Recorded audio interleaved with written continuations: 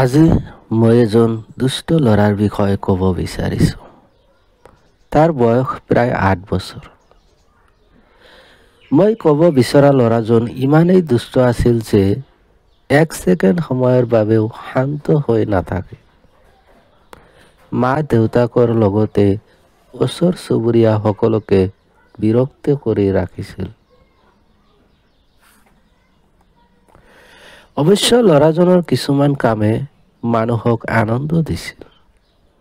তাৰ কিছুমান সৃষ্টিশীল কামে সকলোকে আচৰিত কৰিছিল।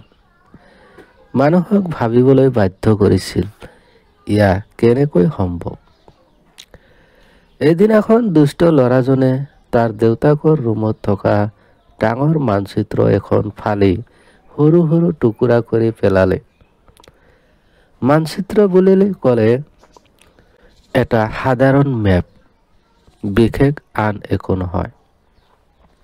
কিন্তু চিত্ৰটো দেউতাকৰ চাকৰি কৰ্মৰ বাবে খুবেই গুৰুত্বপূৰ্ণ। তাৰ দৈনিক কামৰ বাবে সদায় মানচিত্ৰখনৰ প্ৰয়োজন হয়।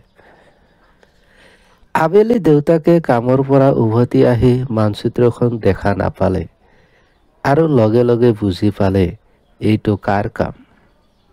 মানচিত্ৰখন কোনে ল'ব পাৰে তেখেতে অনুমান কৰিলে আৰু দৌৰি ল'ৰাটোক বিচাৰি গ'ল। আৰু দেখিলে ইতিমধ্যে কাম তামাম, সকলো সৰ্বনাশ। মানচিত্ৰ ছিঙি ল'ৰাজনে খেলি আছে। তেনে মুহূৰ্তত কি হ'ব পাৰে? মানুহজন খঙত অগ্নিশৰ্মা। ল'ৰাটোক উত্তম মাধ্যম দিলে আৰু শেষত ক'লে, তই এইটো ঠিক কৰিব পাৰিবি। কথাখিনি কৈ মানুহজন গুচি গ'ল। প্ৰায় 2 ঘণ্টা পিছত ল'ৰাটো আহি দেউতাকৰ হাতত মানচিত্ৰখন তুলি দিলে। দেউতাই অবাক হৈ গ'ল। দেউতাই আচৰিত হৈ ল'ৰাটোক সুধিলে, তই এইটো কেনেকৈ কৰিলি? তই মানচিত্ৰখন চিনি পোৱা নেকি? ল'ৰাটোৱে ক'লে, নাই দেউতা, মই মানচিত্ৰৰ পিছফালে থকা মানুহজনৰ ছবিটো জোৰা লগাইছো। বন্ধুসকল, ইয়াৰ পৰা কি বুজিলো?